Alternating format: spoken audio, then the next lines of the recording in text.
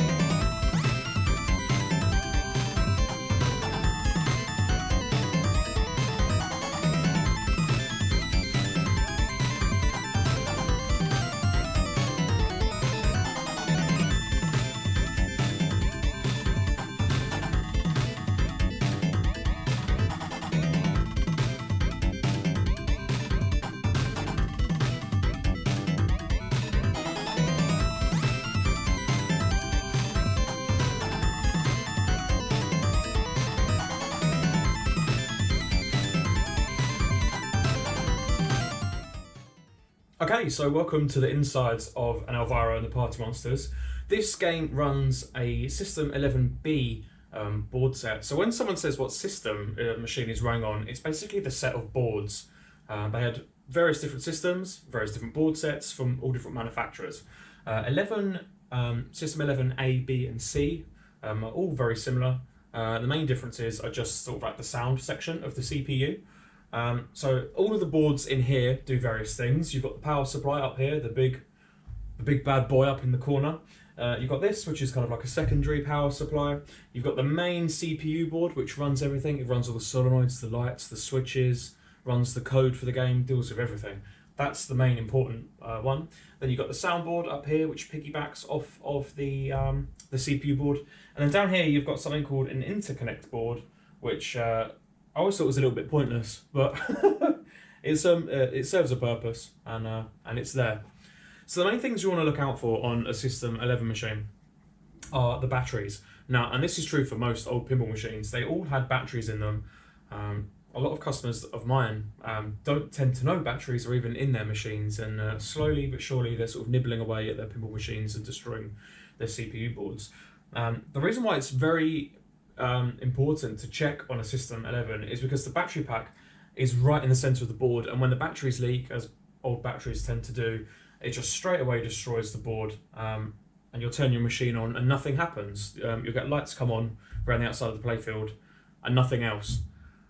So on this one, someone's already moved the batteries, which is nice. There's absolutely no corrosion on here. So what you're looking for is kind of like this green, whitish fur, and you'll see it all around the pins of the chips. It tends to just come down. Sometimes it can go to the sides, and you'll just see like a discoloration, like a weird sort of haze. It depends how bad it is. Sometimes you'll just see corrosion on these pins on the battery pack. That's not too bad. You've caught it quite early. Sometimes it can be like the whole board's pretty much destroyed and is unrepairable. So something in the future that I'm going to have to do to this is to remove the battery pack and get that out of the way. But for now, they're up there and they're safe. Another thing that you're going to want to check is the power supply. Now, this is the main bad boy responsible for running the entire machine and creating nice voltages. There's a lot of big capacitors on there. You want to check sure that they're not leaking. There's no corrosion again. I think the System 11B power supplies are okay, but like the earlier Williams ones, they have these awful capacitors that just leak and nibble through the boards and stuff. So always just visually inspect things. Check, there's no like massive smoke damage. Make sure there's no like capacitors that are leaking and gross or bulging. Sometimes when they're going to foul, they start to bulge out, or you'll get like weird bits coming out the ends of them, and it's all kind of gross. Another thing worth checking with your CPU is the transistors. So you've got the solenoid drive transistors down here, and you've got a few more up here as well. They're responsible for firing your coils, your flashers, all kinds of things. And then sometimes you'll get a coil that locks on and it blows, and it will blow the transistor as well. And it's normally very obvious when that's happened. You'll either see kind of like a smoke damage area or like a sort of brown skid mark up the board, where there's been like a very tiny fire at some point on the transistor. Again, just visually inspect stuff, like look over absolutely everything. This board set is actually really nice. I can't see anything alarming really. These additional power supplies are normally good as gold. I've never really come across any issues with those, to be honest. On the interconnect board down here, we have something on the pinball machine called a GI circuit, which is general illumination, which is the lights that are just on all the time on the top of the playfield. That runs through these connectors on this side of the board, on the right hand side, and on System 11 machines it's notorious for burning out. You'll have burnt connectors, burnt traces on the back of that board, and the actual like IDC connectors themselves, if it's left to get bad, they'll be really burnt, and it's just where the resistance in the connectors increases due to the heat from the old bulbs. These machines used to be left on for like 12 plus hours a day, probably even more than that back in the heyday, and you've got all these bulbs on that are just on all day long. Of course it's going to damage the boards. So yeah, I always say when you get one of these, it's well worth taking that board out and just checking the back, because the traces on the back are normally always shot. You'll know if you've got a problem with your GI because there'll be some lights missing, or there might not even be any on at all, especially in the back box. You also want to just check for blown fuses. A lot of people will just visually inspect fuses, and that is a big no-no, because some of the wire in the fuses is absolutely minuscule, and sometimes it even just blows sort of on the end caps where you can't see. So you don't even need to take them out. You can just get a multimeter, put one end on either side of the fuse and check that it's not blown. It takes 2 seconds and it can save you some headaches down the road. I've definitely had people that have set machines up and gone, oh, this doesn't work, and it's a big situation. It's just a blown fuse. This stuff happens. 9 times out of 10, a fuse will blow because there's something wrong, but sometimes stuff happens and it just blows for seemingly no reason. So just check your fuses. It's not a big deal and it doesn't take too long at all. Another thing, you want to just check you've got all of your ROMs present and no one's been poking around and taking stuff out. You have various game ROMs on the board, you have sound and speech ROMs, etc. Every single game is different with what ROMs it has and what it doesn't have. And they're different between System 11 machines as well. So this section of the board deals with sound. Sometimes that's not populated at all. Sometimes it's fully populated. In the case of this machine, we've got a corner here that's unpopulated. I'm not quite sure what that would have done, but obviously it's taken care of by this soundboard as well. So if you see big components like this missing, like areas that are just blank, don't panic, that's pretty normal. But just check, like, socketed chips, make sure they're actually there, make sure you've got all the game ROMs, and that's very important indeed. So that's just a very brief thing of things you want to check in the back box of a System 11 machine. We'll go into more detail in the future. We'll go through some actual tech videos, but this is just kind of like a very brief overview for setting up a machine. Obviously, I need to get these wires all put in, and then we're gonna blow the machine up. Well, hopefully not, but yeah. So let's wire it all up and power it on for the first time. Okay, so I've got everything wired up. I do want to get that on camera. I thought I'd save you the tedium of watching me fiddle with a load of wires for 5 minutes. A couple of other things just to check as well, which came to me. Wiring. There's a lot of people doing a lot of bad work to pinball machines. You sort of get chop blocks and people that just wrap wire around itself with electrical tape and that kind of stuff. So just visually inspect the wiring, and especially connectors. There are a lot of people, amazingly, who don't know how to crimp connectors properly, but they give it a go.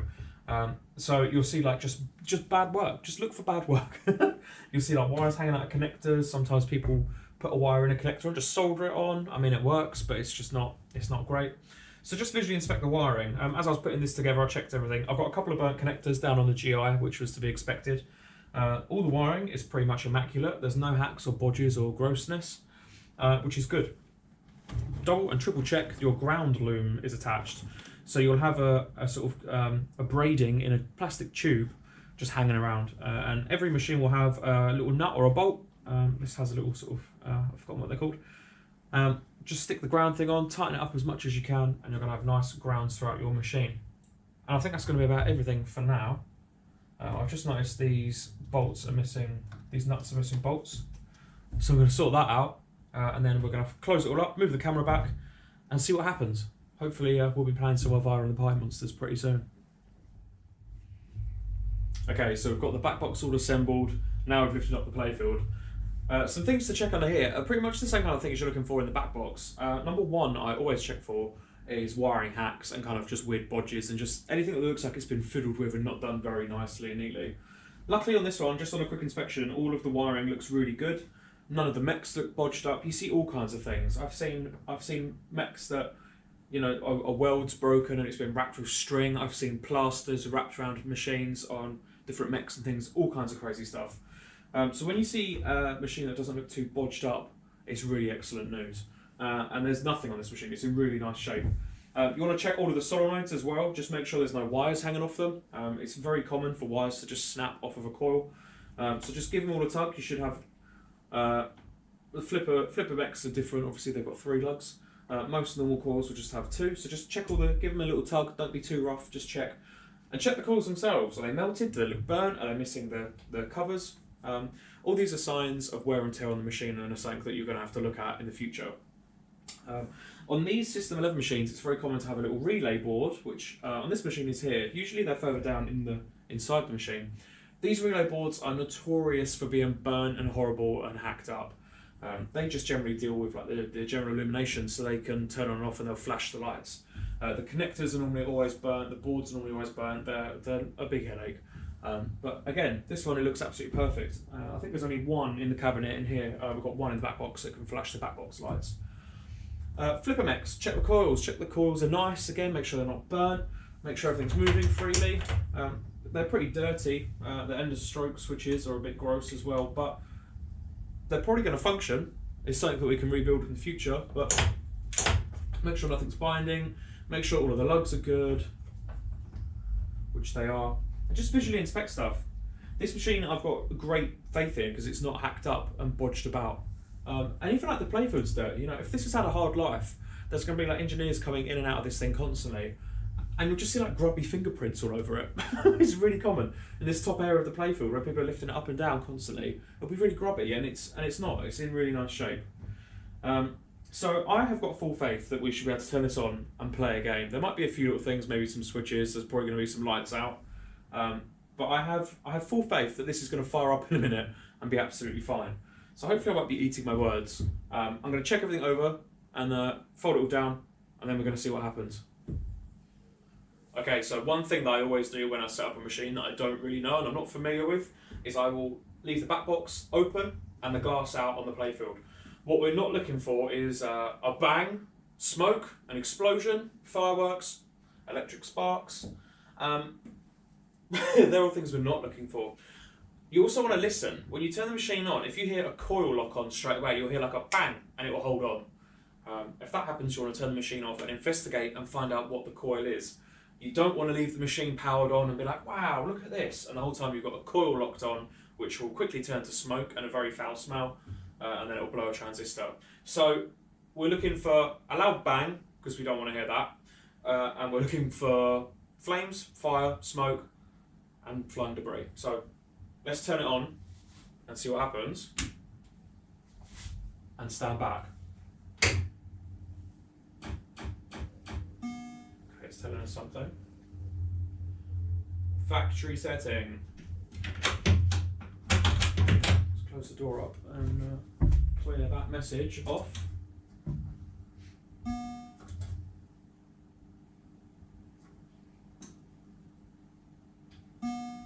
Well, it's booting up.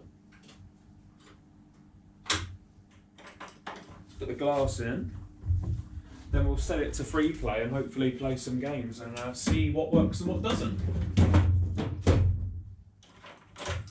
I love the glass on this game, it's so cool.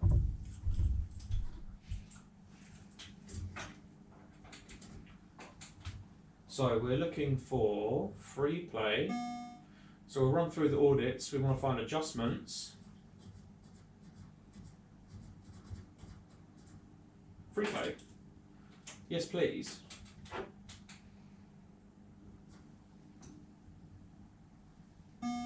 So the reason that was coming up saying factory settings restored or whatever it says, it just basically means the batteries have died. So some things that we can do to combat that is either change the batteries or put in something called an NV RAM chip. You just change the RAM out for an NV RAM, and then you don't need to worry about batteries at all. We can just eliminate the batteries, which is what I would normally like to do. It's the preferred method, and then you never need to worry again.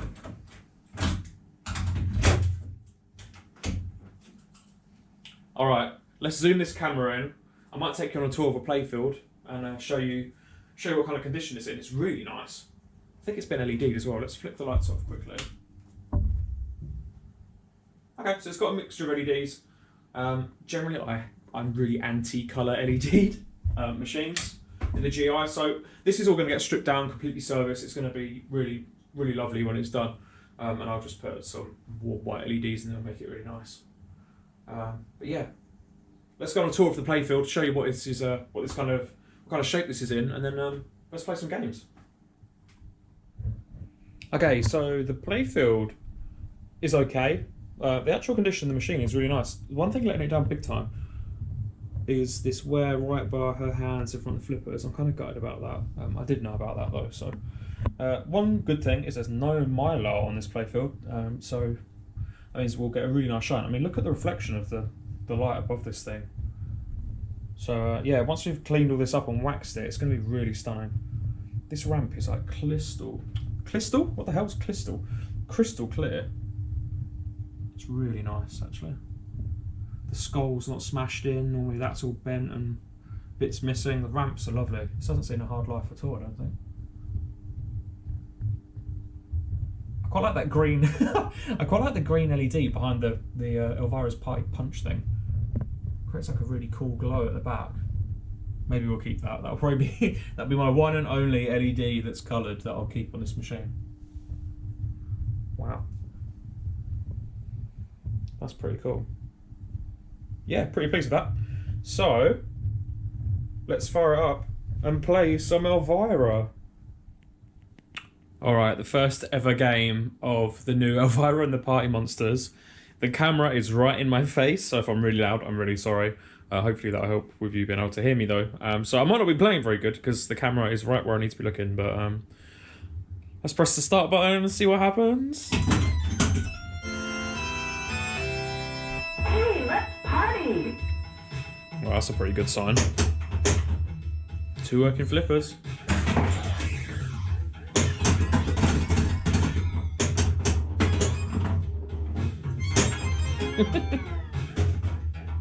It's been such a long game since such a long game? Excuse me, it's been such a long time since I played in Elvira and the Party Monsters. It's probably been like 4 or 5 years. I've got a couple of customers that have one, but other than testing things, I don't sit there at people's houses and play their machines.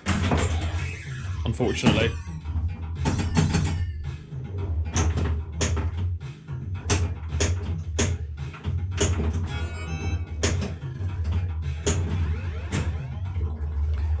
I don't overly remember how to play this either.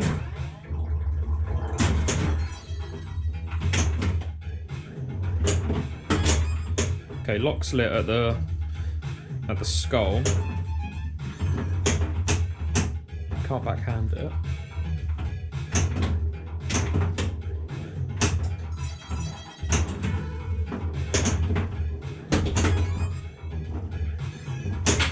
Party mover.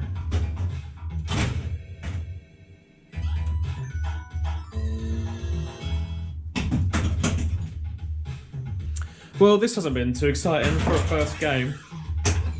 At least it's working though. I don't see any issues at all so far.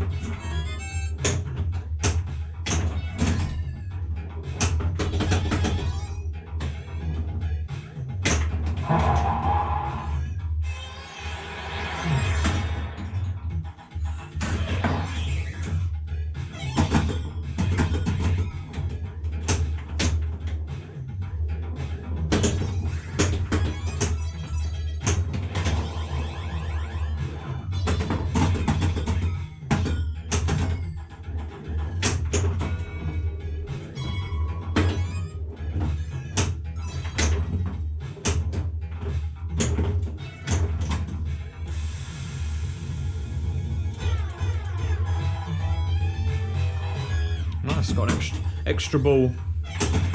Game took pity on me. So I need to hit the M in the center of the playfield. We've got 3 drop targets. I need to hit the M down, and then that will light the second lock. Whoops.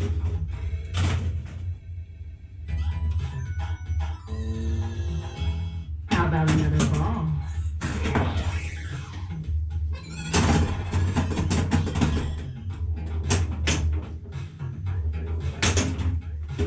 Terrible. Terrible, terrible. But the main thing is that the game's working. That's all that we really wanted from this.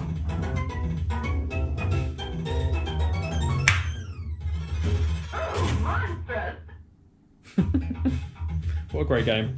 Let's play a couple more. I'm not going to play this for very long. I'm going to do another video on this, obviously, once the whole thing's been stripped down and cleaned and made really nice. So, this was more of like a tech spend the day in the workshop video with me kind of thing. We'll do one more game.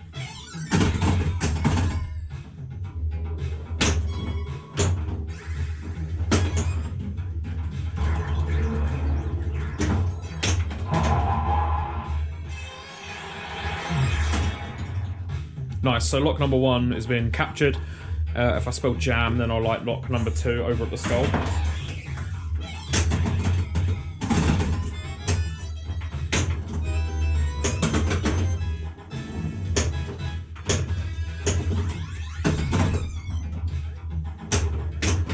Apart from multi-ball, I really don't remember a lot about this game. It's not one I see a lot.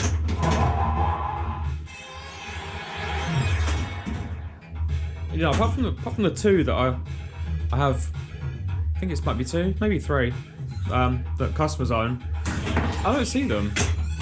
I don't remember the last time I saw one at a show or an event, which is a shame. It's a pretty cool game, and I think the artwork on it is so nice.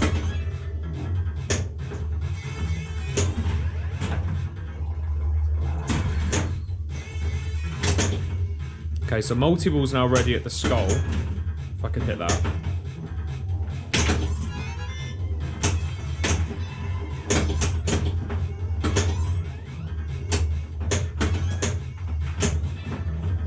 I don't think you can backhand that.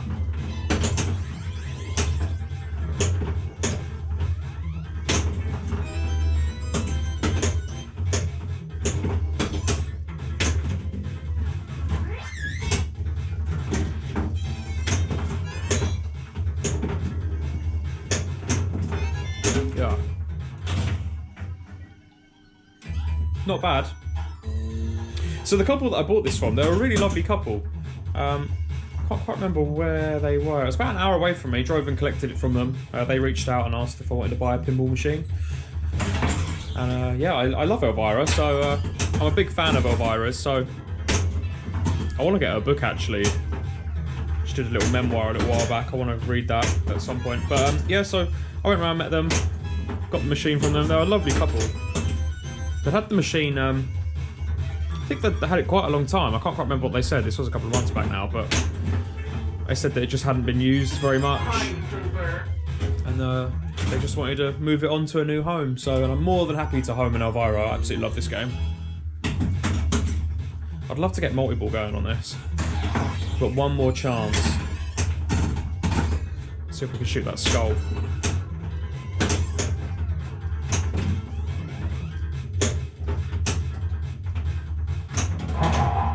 There it is.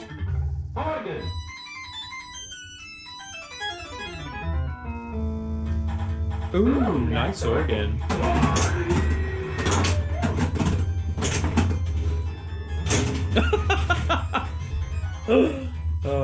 That's how it goes.